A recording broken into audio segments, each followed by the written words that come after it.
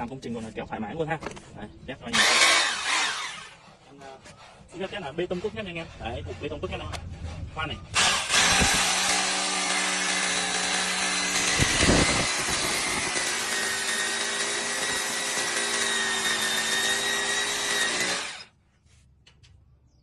Gập mũi luôn nha anh em.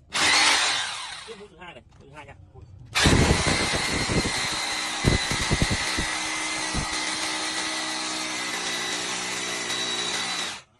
Rất là nhẹ nhàng, khoan một tay luôn anh em, khoan một tay luôn.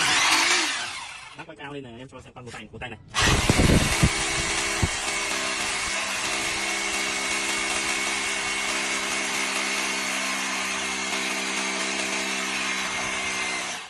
Đó, máy rất là khỏe nha. Bây giờ em sẽ test chế độ đục này.